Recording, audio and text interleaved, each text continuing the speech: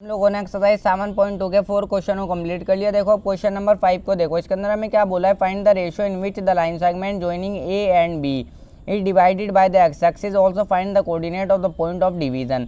देखो question number 5 में हमें 2 पॉइंट गिवन है। ये दोनों पॉइंट जो है कि स्ट्रेट लाइन में ज्वाइन होते हैं और एक लाइन सेगमेंट बनाते हैं। अब देखो सबसे पहले इसका सोल्यूशन किस तरीके से करेंगे। 2 पॉइंट हमें गिवन है, एक हमारा पॉइंट है ए और एक पॉइंट है हमारा बी। देखो ये हमारा ए पॉइंट हो गया और एक पॉइंट जो है हमारा वो है हमारा बी पॉइंट। क्या है हमारा -4,5। अब देखो ये जो है कि स्ट्रेट लाइन में ज्वाइन होते हैं और एक लाइन सेगमेंट बनाते हैं। देखो ये हो गई हमारी एक लाइन। अब देखो इस लाइन सेगमेंट को जो है एक्स एक्सिस डिवाइड करती है। अब किस रेशियो में डिवाइड करती है, रेशियो ही हमें फाइंड आउट करना है। और हमें एक चीज़ और फाइंड आउट करनी है, देखें also find the coordinate of the point of division. अब जो पॉइंट इस लाइन को डिवाइड करता है ना, उस पॉइंट के हमें कोऑर्डिनेट को भी फाइंड आउट करने हैं। अब देखो सपोज ये एक पॉइंट है, ये इस लाइन को डिवाइड करता है, इसको मैं पी मान लूँगा, इसको मैं पी मान लूँगा। इसी के मुझे कोऑर्डिनेट को फाइंड आउट करना है। अब देखो इस लाइन सेगमेंट को जो है ना एक्स एक्सिस डिवाइड करती है, तो यहाँ पर जो है हमारी वाई की वैल्यू 0 होगी। ध्यान से समझो, एक्स की वैल्यू क्या होगी वो तो हमें नहीं पता, अब वाई की वैल्यू क्या होगी यहाँ पर 0 होगी। मैंने आपको पहले भी बताया था एक्स एक्सिस पर हमारी वाई की वैल्यू 0 होती है। अब ये जो हमारी लाइन है ना, इस लाइन सेगमेंट को जो है हमारी एक्स एक्सिस डिवाइड करती है, तो यहाँ पर y की वैल्यू 0 होगी। तो आप यहाँ पर ऐसे लिख देंगे we know that X axis y is equal to 0। तो y की वैल्यू यहाँ पर 0 हो जाएगी। देखो हमें रेशियो को हमें फाइंड आउट करना है, तो सबसे पहले मैं रेशियो को ही फाइंड आउट करता हूँ। मैंने आपको सेक्शन फॉर्मूला बताया था, क्या होता है हमारा सेक्शन फॉर्मूला एक्स वाई। मैंने आपको लिखने का तरीका बताया था, m1 प्लस में m2 divide by m1 plus में m2, इसको जो है ब्रैकेट में लेंगे हम।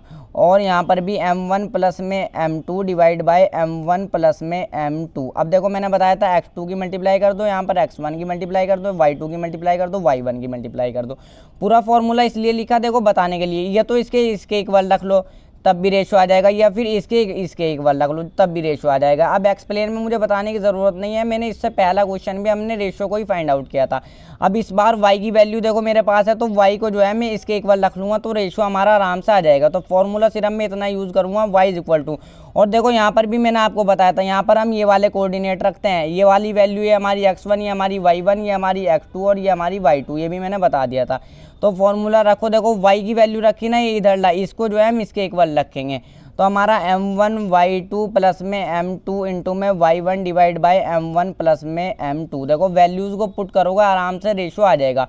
y की वैल्यू कितनी है, देखो हमें पता है y की वैल्यू है हमारी 0 इज इक्वल टू, m1 की वैल्यू हमें नहीं पता, इंटू में y2 की वैल्यू कितनी है, देखो y2 की वैल्यू है 5, तो 5 को पुट कर दो, प्लस में m2 की वैल्यू नहीं पता, और इंटू में y1 की वैल्यू पता है, देखो माइनस में 5, तो पुट कर दो, डिवाइड बाय क्या है हमारा m1 प्लस में m2, वैल्यू हमें नहीं पता।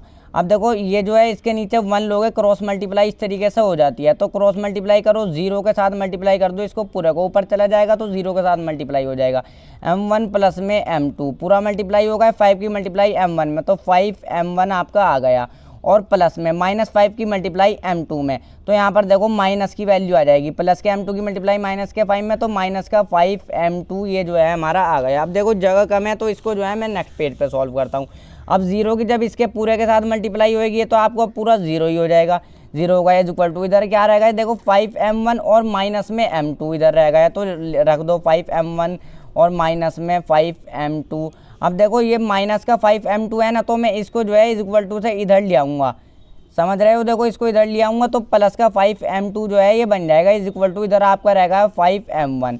अब देखो यहाँ पर 5 रखो, और इस वाले 5 जो है मल्टीप्लाई में इसके साथ m1 के, इसे नीचे डिवाइड में लिया इज इक्वल टू, इधर आपका क्या है m1, ये m2 इसके साथ मल्टीप्लाई में, ये नीचे डिवाइड में आ जाएगा, जिस तरीके से 5 आ गया।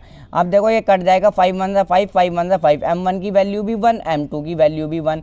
अब देखो यहाँ पर इस तरीके से लिख दो, m1 रेशो m2 हमारा क्या आ जाएगा, 1:1, 1:1, तो यही जो है आपका रेशो हो जाएगा। देखो रेशो हमने फाइंड आउट कर लिया, मैं कोऑर्डिनेट को भी फाइंड आउट कर लूँगा, तो कोऑर्डिनेट के लिए भी मैं यही सेक्शन फॉर्मूला यूज़ करूँगा। देखो एक्स वाई यहाँ पर रखो, आप एक्स वाई रखा, m1 और m2 की वैल्यू भी हमारे पास आ गई। अब m1 की वैल्यू क्या है, 1 है, इंटू में x2 के लिए अभी मैं ब्लैंक छोड़ता हूँ, प्लस में m2 की वैल्यू भी 1 है, इंटू में x1 की वैल्यू भी मैं अभी रखता हूँ, m1 प्लस में m2 1 प्लस में 1, और देखो m1 1 इंटू में यहाँ पर प्लस का निशान लगाओ 1 इंटू में। अब ये समझ तो आ रहा होगा ना, देखो 1 प्लस में 1।